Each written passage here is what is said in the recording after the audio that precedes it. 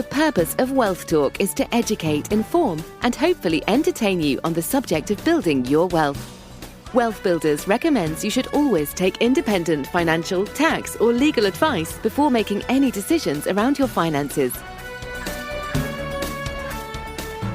Welcome to episode 150 of Wealth Talk. My name's Christian Rodwell, the Membership Director for WealthBuilders. I'm joined today by our founder, Mr. Kevin Whelan. Hi, Kevin. 150. Woohoo! I didn't know I liked you that much, Chris. I could stand talking to you every single week for 150 weeks. I think 2019 we kicked this off, so yeah. Well, that's interesting. I mean, it's good to know that we're giving messages that are being well received, or at least well received by many.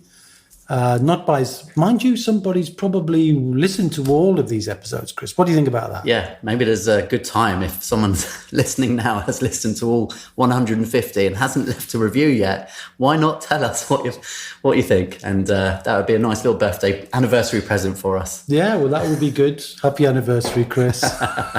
So we're face to face together today. You can probably hear that at WealthBuilders HQ.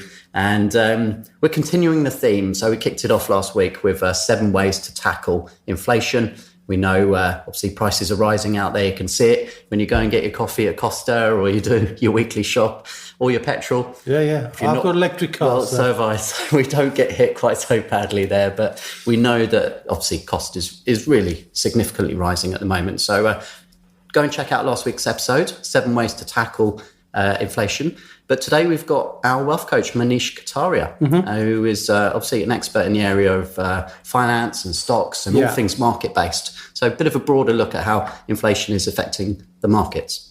Yeah, so, I mean, look, he's a man of credibility, so we must listen to what he has to say, and I think you'll pick up some themes going through there, particularly, a style of what he says are inflationary pressures in all markets.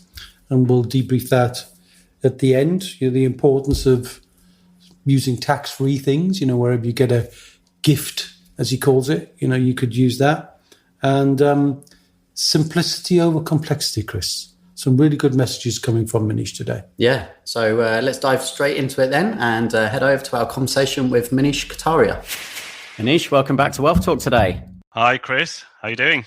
Very well, thank you. And we were just looking back to see when you were last a guest, and it was actually all the way back in the summer of 2020. So right in the middle of the COVID crisis. And I know we were talking about similar things then with, the economy and, lots of concern out there. And there's a bit of concern out there at the moment, isn't there?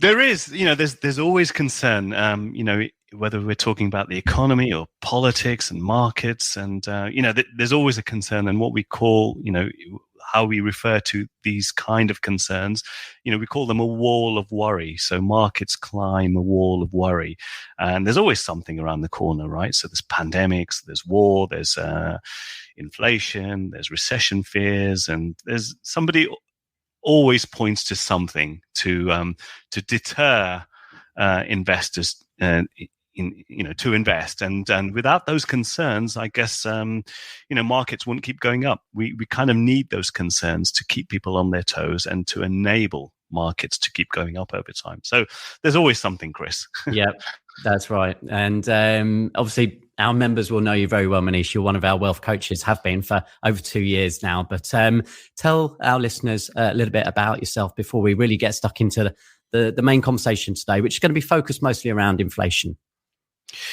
Yeah, sure. So I'm a wealth coach with WealthBuilders, and I've been doing that for a couple of years now, I think. Is that right, Chris? A couple of years I've been with WealthBuilders, so that's really good. Really enjoy working with your members, sort of providing guidance around business and investing. So I really enjoy doing that. I have a background in investment management, so I'm a professional investor by training. I used to work with JP Morgan, managing money with JP Morgan, and I've worked at other blue chip investment houses. So that's my kind of background. I'm still doing that on a part-time basis. I still work in the city on a part-time basis, but nowadays I get to sort of choose my own hours. So I'm not sort of working full-time in the corporate life. I sort of run an investment program. I run Invest Like a Pro, which is a network of investors. It's the home of passive investing, as I call it, because we're talking about all things investing in markets, in secured loans, and other types of passive investments. So that's really sort of what I'm doing now, is really helping investors to invest better. That's how I would describe it. Yeah, and just maybe tell us a little bit more about the Investment Academy program, because I know all of our members who have attended that over the last few months have just been giving rave reviews. So what actually do you cover on there?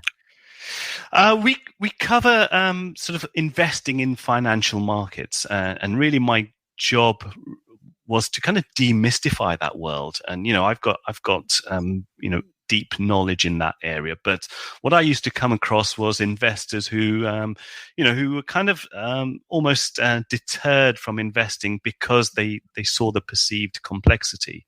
And for me, my job is to, as I mentioned, to kind of simplify how people can invest. And my mantra is, the simpler you keep it, the more effective you'll be. And I've been sort of full circle. I got my CFA qualification, which is Chartered Financial Analyst, and I took things to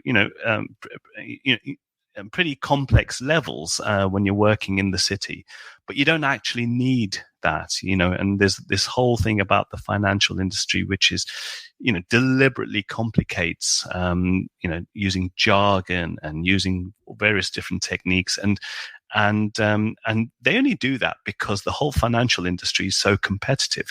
And, how do you differentiate yourself with your competitors? By trying to sort of create this perceived complexity. And then I just came out of that and I said, look, really the best way to succeed in investing is to keep things simple. And that's how I sort of structure my program, to demystify investing, to show people how they can invest in a structured, passive, low-cost way into ETFs and stocks and funds, really to sort of beat inflation and to get their money working harder for them than currently it may be, and to keep things low cost, of course, because that's one of the key leakages, which I know we'll talk about later. It's the three leakages I'm trying to encourage people to avoid are fees, taxes, and inflation. So that's a big area of focus.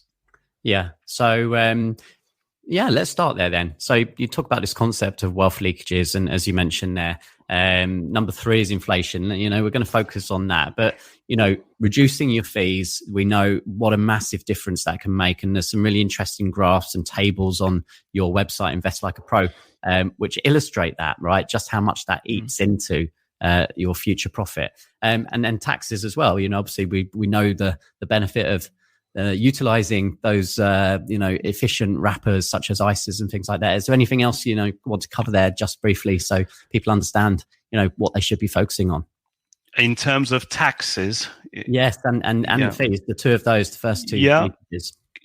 Yeah, so taxes are relatively easy to avoid. That's kind of what I call low-hanging fruit. So we have an annual ISA allowance.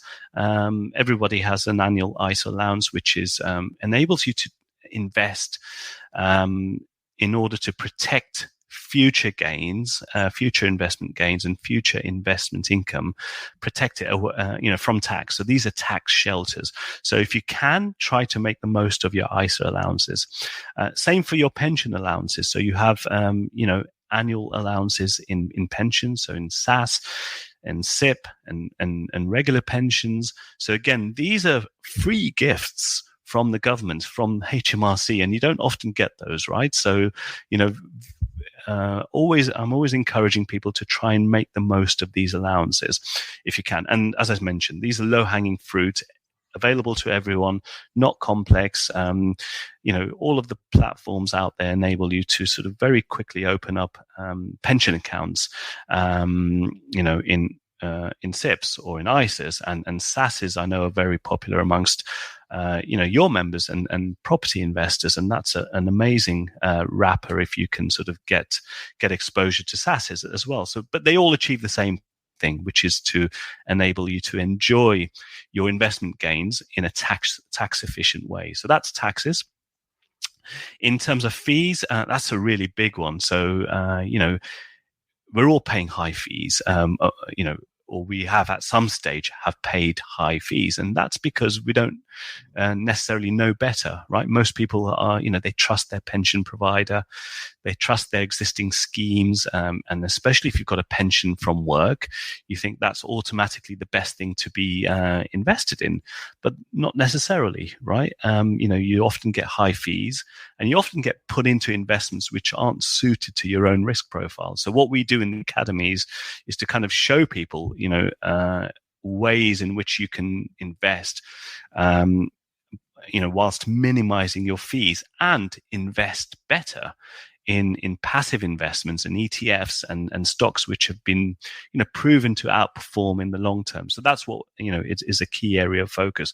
So on average, if somebody comes along on the academy, and we have a sort of everyone gets an opportunity to go through their existing investment strategy wherever they're invested in, and we do a live analysis on the program. And on average, people are typically paying 1.5 to 2% per annum to their pension provider, and that might not sound like a huge deal on a sort of percentage basis, but it equates to around sort of £3,000 to £4,000 per annum per individual. And when you compound that up over 10 years, we're talking potentially up to £100,000 for depending on your pension size. And what I've been able to do is, people come along, say they're paying £3,500 per annum to their existing scheme. I can very, very quickly show them a way in which they can slash that down to below £1,000 per annum just by investing passively in low-cost platforms. Again, pretty straightforward to set up.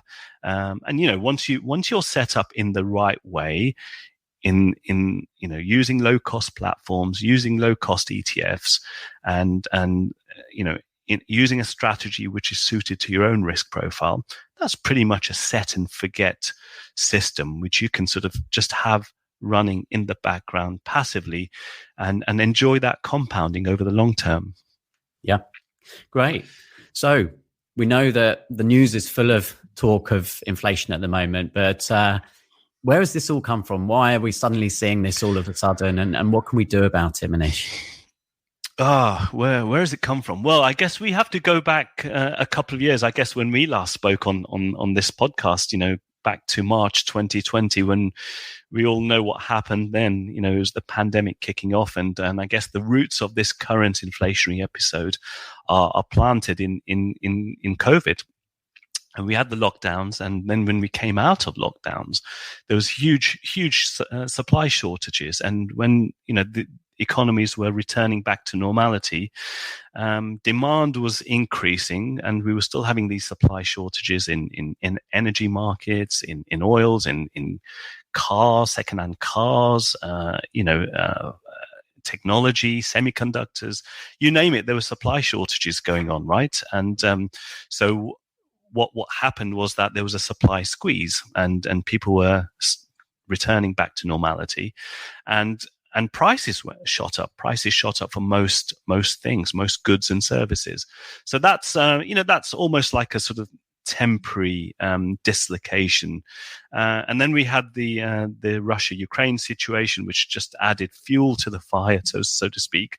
And we just had an acceleration in inflation. So all of these things are kind of supply side related issues, primarily. And, that's what's causing this sort of inflationary spike at the moment. So that's the cause. And I know that you're quite passionate about, some of the figures that we see in the press and on the news might not quite be as accurate as the truth be told. So there's 3 types of inflation to be aware of. What are those? Oh, yeah. Well, I've been a long-standing disbeliever of inflation, of official inflation data. And, back when, in the good times now, a few years ago when inflation was officially at sort of 1 or 2%, I was saying at the time, well, this is impossible, right? I was just looking at my sort of annual sort of price increases, in terms of food and energy and my telecom bills, right? Utility bills and broadband and all the rest of it. And that was going up well in excess of 2%. So I was saying at the time, look, inflation is really more like sort of 7-8% in reality. And we're there now. We're at 7% officially right now, but I still don't believe that number. So I would say, look, it's safe to assume it's 10% at least, if not 15%. And there's good reasons why the government would want to be hiding the real rate of inflation, right? And if you think about it, the government is the biggest debtor in the country. It owns the most debt in the country. And if the real rate of inflation was disclosed, there'd be pressure on interest rates to go up even more than they're going up now. And who's going to lose out the most? It's the government, and it's their own debt bill, which would just balloon out of control. So, I would say investors should assume it's more like sort of 10, 15, maybe even 20%, right? It's impossible to know. And everyone has a different inflation rate, of course, because the average inflation rate doesn't apply to everyone. There are three rates, right? So there's the official rate, which is what we hear about. There's the central bank rate, which is what the Bank of England forecasts in terms of what the next 12 months is likely to bring. And there's the investor rate, and that for you and I, for your members, for your audience, that's the most important rate. It's the investor rate, which is the reality rate, right? And that's the amount that our cash balances are being eroded on a day-by-day basis. And so that's really important to know that, what that rate might be.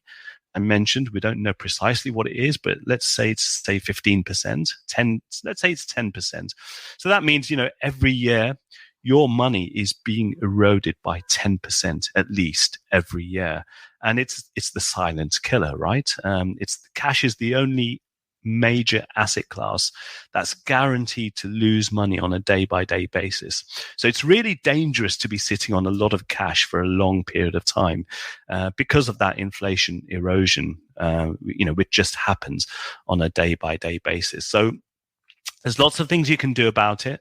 There are inflationary beneficiaries out there. Property is a good inflation beneficiary.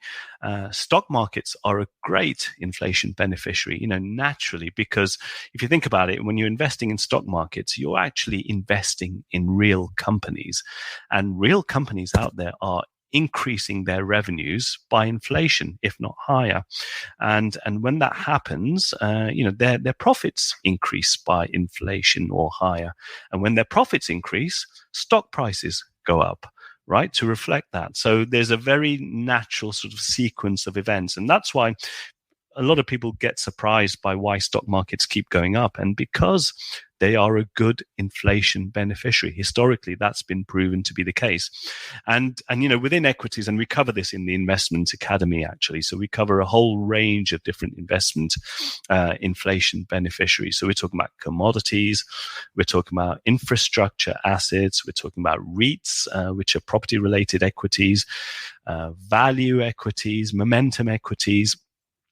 So all of these things are kind of, available to investors, essentially. So there's lots out there that you can do about it. It's not a lost cause by any means. There's an article I was reading on one of your blogs, Manish, and you were showing that with inflation, even up to 15%, that equities still produce results. So that was interesting. And, there's the term used, hyperinflation. Maybe you could just explain that for our listeners as well. So just going back to your previous point, look, I mean, historically, going back 100, 150 years, it's, equities have appreciated by on average 8 to 10% per annum. And there is a historical linkage between inflation and equities doing well in the absence of hyperinflation. So I think the study that you're referring to showed that as long as inflation stays sort of below 15%, equities have always returned positive real returns. So by real returns, I'm talking about inflation adjusted returns. So there's always been a positive linkage. The only time things get a little bit uncertain is when there's what's called hyperinflation. So, typically that's sort of greater than 15%. And when that happens, all asset classes are at risk, right? Property included, because then what happens is that bond yields start going up, interest rates will start going up, and then no asset class is safe. The only asset class that might be safe there is gold, potentially. But I don't expect inflation to reach 15%. I know things are bad right now, but I don't think we're going to get there. I think this is a temporary spike because of the supply side issues that we're seeing right now. I think by the end of this year, we'll start to see inflation sort of stabilize and sort of come down from here. And that's a good environment for equities to be involved in. Mm. And what are your thoughts, Manish, on the interest rates? Do you believe they will have to rise to respond to try and combat the inflation? Yeah, I mean, they are rising. They have been rising, across the world slowly. You can argue that central banks have been a little bit slow to raise rates, and I think that's right. They should have probably raised rates earlier, but they were a little bit uncertain about what was going on in the world. But now they're playing a bit of catch up. But, I think UK rates will probably go up to around 2% by the end of this year. But we're not going to get to 3, 4, 5%. I think that is, unnecessary. Unless inflation becomes really sticky and sticks around at these levels, which, as I mentioned, I don't think it will. So I think we get to around 2, max 2.5%, and then we kind of, pause for breath at that point. In fact, the Bank of England has recently come out and said that, they've started expressing concerns about potential slowdown in growth. And in that environment, they're not going to keep raising rates aggressively. So I think we get to 2.5%, and pretty much, that will probably, be the peak for interest rates in the UK. Mm. So many of our listeners, Manish, they'll be business owners, either traditional businesses or, property investors as well. So, any other impact for those two classes of people that they should be, thinking about, things they can be doing now just to kind of protect themselves? I mean, look, if you're really concerned about interest rates spiking, even further than what I've just mentioned. So, I think we'll get to 2.5%. If you think we're going to sort of get to 3, 4, maybe 5%, then, look to fix your mortgages for a start. That's the first thing you can think about doing. Go for 5-year fixes, longer term fixes to protect yourself from interest rate hikes. That's the most obvious thing you could be doing. What else? If you're a business owner, then you've got to be mindful if you're taking out business loans and things like that. We've already seen, student loans, which is a different different sort of situation altogether. But student loans have really spiked in terms of interest rates. But if you've got a lot of debt on your balance sheet as a business owner, or as an individual, if you've taken on lots of debt, just be mindful that interest rates, there is a risk that interest rates could go up, if inflation was to prove to be sticky, and if central banks decided, well, look, we really need to be aggressive in our fight against inflation. That's not my base case, but if you think that's going to happen, then you might want to protect yourself by fixing your mortgages or loans for a longer term, on a longer term basis. So that's the obvious thing you could be doing. Okay, so that's given us a good summary then, Manish. Is there anything we've not covered, anything you've been writing about recently, or questions you've been getting asked that you think would be useful to cover? I think, a lot of people who I talk to, they're property investors, and in fact, around 80% at least 80% of the attendees on the investment program I run, they're property investors. But when they come along, what they want to be doing is to be diversifying. They kind of see property as a great asset class. Look, don't get me wrong, I'm in property. I like property. That's one of my main asset classes. But I think people need to think about diversifying, and most people who attend the program are there to, sort of learn ways in which they can diversify. And stock markets, options is another asset class I cover. These two areas are really good ways to diversify alongside property, not away from property, but to be diversifying alongside property. And some of the common concerns I get are, and I get this, with property, it's not passive, right? And it's stress. If you get some funny tenants, I call tenants, toilets, and boilers. Those are the big three stresses with property, right? And you get called out with property. There's effort required, right? You can't just sort of run property from your laptop, for example. With stock markets, you can, and stock markets can be very, very passive, and they can be tax efficient, right? And you don't get the same tax efficiencies within property. There's in fact, the tax changes we saw a few years ago, I think they're just the start, and those will just be increasing over time, because property investors are an easy target, right? And let's face it, there's a hole in government balance sheet, in government finances. They need to raise taxes, and property investors will be an easy target going forward, and the regulations will probably keep increasing as well. And that's why property investors are looking for ways to diversify. And stock markets are a natural way to do that. And the only kind of concern people have historically had with stock markets is about volatility. And, I show investors how you can invest whilst minimizing that volatility and earning decent returns at the same time. So people sort of come along and they have very balanced, diversified portfolios. I show them ways in which they can sort of be balanced and sort of reduce that risk. And you can invest in things like factor ETFs, which give you, exposure to low volatility equities, but which have also sort of historically made decent returns. You can get exposure to income producing equities, which again are very stable in nature, but they give you a really good dividend yield. We're talking between 4 to 8% per annum. And people are getting really interested in options, which is also part of the Investment Academy program. So we have a whole module on options, and people get very excited by options, and I do. And it also happens to be one of Warren Buffett's favorite strategies, because it's such an incredible asset class. We're getting, I'm getting, some of my investors are getting, anywhere between 2 to 3% per month returns on options. So that's another sort of area which people are seeing a lot of interest in. Yeah. It's great way to generate recurring income, and that's the obviously name of the game with WealthBuilders. And it's so good to have you as one of our trusted partners with all of your expertise in certainly around Pillar 2, the investment pillar, which we've been discussing today, Manish. So where can someone go if they want to find out more about the program that you run?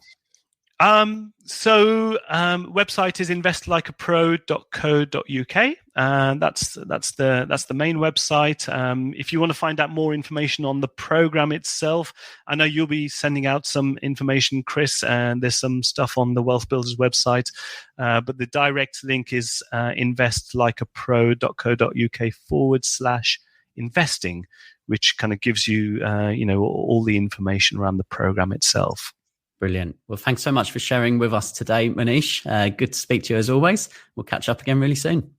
Great. Thanks, Chris. Speak soon.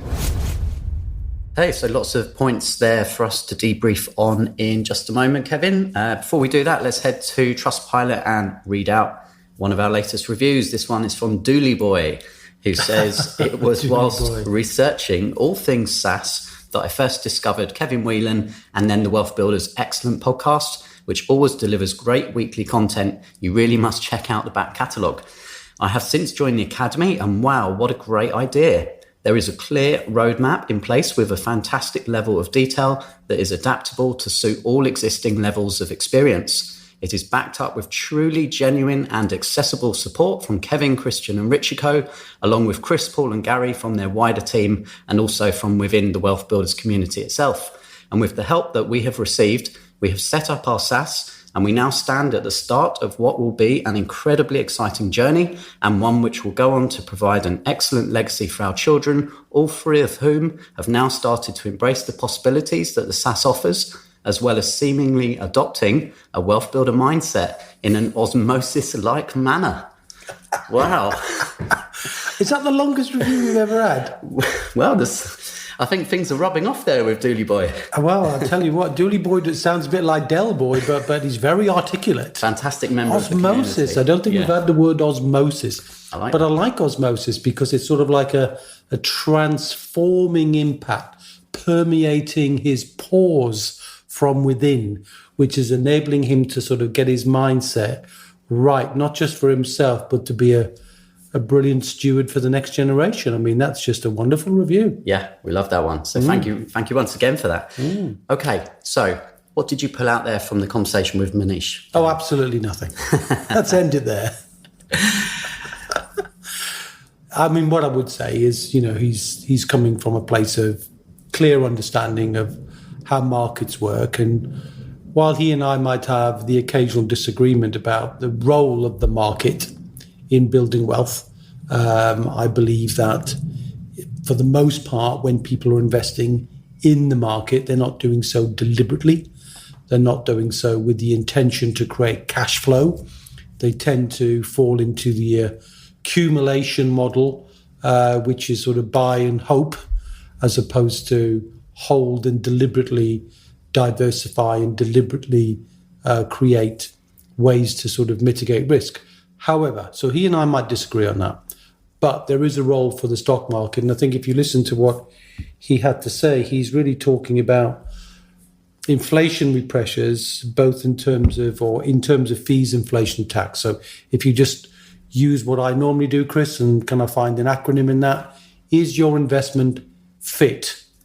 Fees, inflation, tax. And of course, the big issue right now is inflation, but we mustn't minimize our understanding of the impact and the reduction, therefore, in the value from fees and also from tax. But just to touch on Manish's viewpoint as well, that he talked about the current problems with inflation are supply side driven. Now, I'm an economist by training, so let me give the counter view as well, that inflationary pressure, the pressure on prices, yes, can come from either the inflation side or the demand side, which is when there is so much pent-up demand that what tends to happen then is when the demand is very, very high and the supplier of the product, service or whatever sees, hang on a minute, there's a huge demand, they put the prices up. So that's because they want to make more profit. And of course, he mentioned that in inflationary times, companies almost accidentally can make more profit, which means the stock market, at least big companies, who are participating in those services where that inflationary pressure is there, can be making more profit, and therefore their value can be a hedge against that inflation because they're making more profit in line with inflation. So definitely I agree with Manish as far as that's concerned. And I definitely agree with him that you've got to pay attention to the tax side of things. Use it or lose it, as they say, and take advantage of your ISAs, take advantage of your pensions, because wherever you can invest, where there's no artificial reduction in somebody taking money out of your life, basically, then it's important to do that. So all tax-free allowances should be used. So I agree with him on that. And I think the other point he mentioned when he talked about tax was enjoying tax-free returns. I want to flip that a bit and say you should enjoy returns. Enjoy it. You'll find pleasure in investing, whereas so many people find fear in investing. And the only way you can find pleasure in investing is to know more about how investing works and know more about yourself. So many people get caught up in investing in standard things that somebody else has designed by accident, by ease, really. Employers set up schemes and funds that are designed because, well, it's just easy to offer the same thing to everybody, which may have no reflection on who you are as a person. So I would say spend time with somebody who knows more than you do about the market and help you understand how you can invest in line with your own personal DNA, whether it's value investing because you like certain companies, whether it's building kind of a core holding in low-cost investments, as Manish mentions, and then build some almost ideas around the outside. So you might hold a range of passive funds because you want to keep your costs down, but you might want to dip into, well, what do you think is happening with the world as far as electric vehicles are concerned? What do you think about nitrogen cars? What do you think about green energy? What do you think about? So that your opinions can reflect your investment choices. And that way, you're bringing your investments to life to reflect who you are, not somebody else. Yeah. Manish mentioned about ETFs, but perhaps we can explain a bit more about what an ETF stands for. Yeah, and I think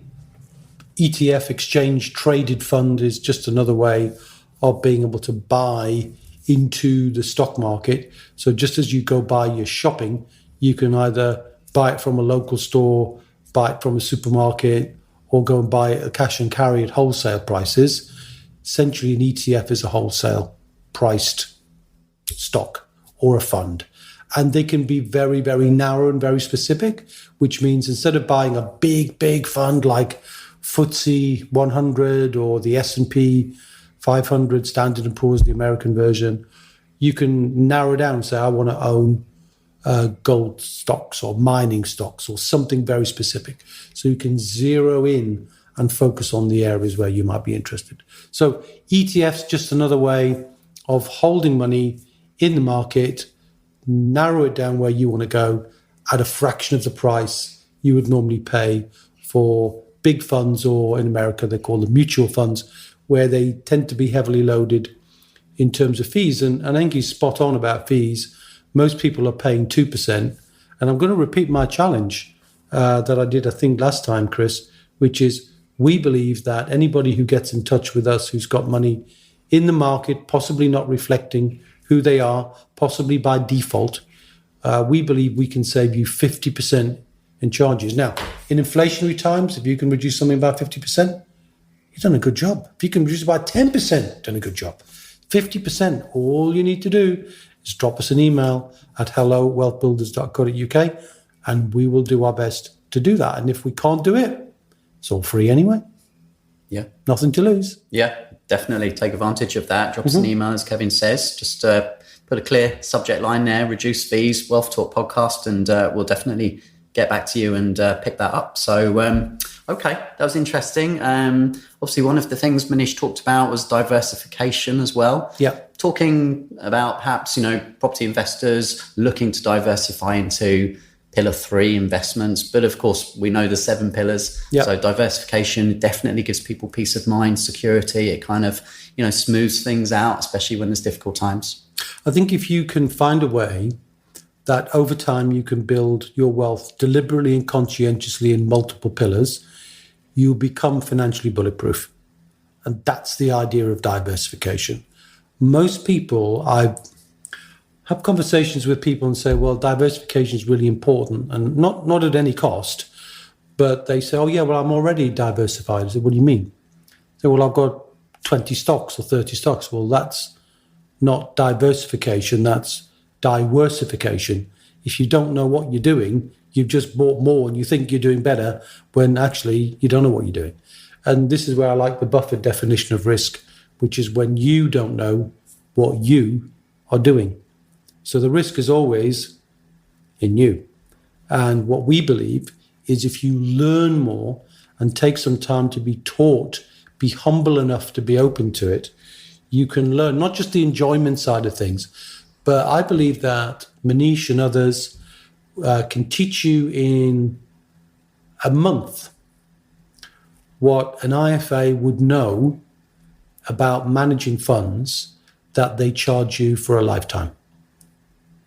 So a few hours of learning can remove the fees that somebody's going to put in for life, because it is quite simple. It's not as complicated as anybody thinks. And that's the reason why, as an IFA myself, I pride myself on keeping costs down, show people what to do, then they know how to do it, even if they don't choose to do it themselves. It's always better to know what needs to be done, because as I I believe there's no investment that's passive. You've got to know what needs to be done in order to delegate the work. But if you don't know what needs to be done, the delegation becomes abdication, then you're hoping, and hope is not a good plan. Yeah.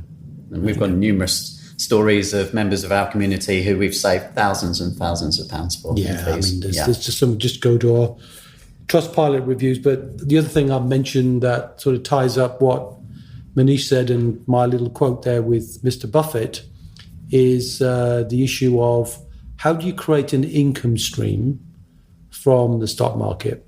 And it's good to know that. And while it might not be right for everyone, Warren Buffett, and I know Manish teaches this as well, about options. Mm-hmm. And while I'm not going to go into the technical details of options, let me give you a simple analogy, Chris. If you know about pillar number 4, which is owning a portfolio of property. Now, if you imagine you're going to buy property and you think about, well, I'm going to buy some property and I'm going to build my wealth through property, but you buy the property and you leave it empty.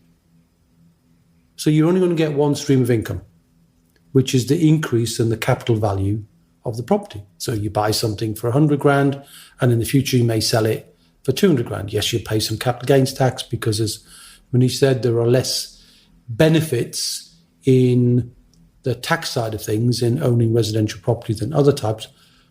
Commercial property can work differently, particularly if you combine that with your pension.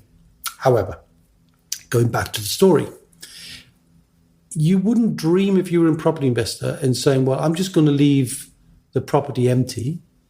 You'd want to get 2 streams of income. Number 1, the capital appreciation, or you hope for capital appreciation, and over the long term, you'd expect it. But number 2 is you want a rental income. Well, that's what Mr. Buffett does. So he has a high holding of stocks, which he's keeping for the long term. When you hold a lot of stock, that's called a position. So when you have a large position of money in stocks, other people who don't have that position want to temporarily borrow that position or some of your position. They want to borrow your stocks. Why do they want to do that? Well, they want to try and create some revenue from the sale of an option or the purchase of an option. So they'll think the stock's going to, they'll want to create a value from it. So they'll borrow your stock if they need to, or buy it from you. So if they borrow it, so they've got the money to fulfill an option, you get a premium, a rental. But if they exercise the option, they're going to buy it from you. Well, if you've always set the option price to make a profit, you're going to make a profit either way. Mm-hmm. And this is teachable. Not for everybody, definitely not for everybody, but it's teachable and it isn't complicated at all. So you can learn it, you can embrace it. I went on a course to learn it, understood it, didn't think it was for me, but that's me. You might be different. Manish would definitely be different. Somebody else would be different still. So by understanding the things, you get to determine what you like, what you don't like, and that's better than being constantly in the dark. And that fits really into our recurring revenue roadmap, is about understanding the different pillars that are available, the different strategies within those pillars, and then turning the wheel of wealth. And that's the process of a little bit of education, some support, connection. And as you say, sometimes you might turn the wheel, decide it's not for you. Exactly right. And put it to one side and try something else. And that's part of it. That's the whole part of the wealth building thing, is when you can go somewhere, and I'm delighted and proud of WealthBuilders being, as far as I know, Chris, and anybody who could correct me by sending me an email, we're the only completely holistic and impartial organization that deals with wealth in its totality, the 360-degree view of wealth, not the myopic view of stocks, property, funding, commodities.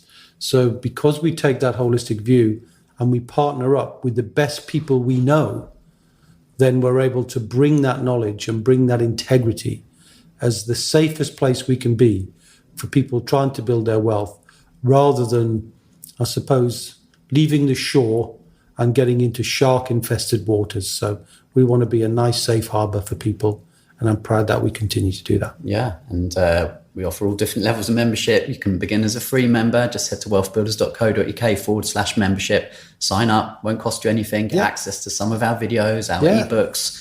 And for those that perhaps want a little bit more coaching support, then we've got the Academy. And, and other things coming soon, including Wealth Builders families. And I know you've written a fantastic 200-page workbook for people who want to perhaps go on a self-guided tour. Nothing wrong with that either. So we needed ourselves, didn't we, to create the whole picture before we could then say, well, here's how to navigate yourself through these waters, as opposed to us actually steering them through it. And that will mean very soon we'll have a lower cost offering because we won't be coaching them. And I think I'm looking forward to that. And that will be sometime pretty soon. More news soon. Absolutely. Yeah. Okay, good. Well, I think that wraps up our 150th episode. That was a good one. Indeed it was. So thanks again to Manish for his insights on today's episode. Hope you enjoyed listening. If you haven't left us that review, now's a good time. Just head to wealthbuilders.co.uk/reviews. Take a couple of minutes out. Just let us know that you're enjoying it. We would really appreciate your feedback. Yeah. And if you've enjoyed the podcast, my name is Kevin Whelan. If you haven't, it's Christian Rodwell. All right. On that note, we'll catch up same time, same place next week. Until then, my friend, see ya. We hope you enjoyed today's episode. Don't forget that we are constantly updating our resources inside the Wealth Builders membership site to help you create, build and protect your wealth. Head over to wealthbuilders.co.uk/membership right now for free access. That's wealthbuilders.co.uk/membership.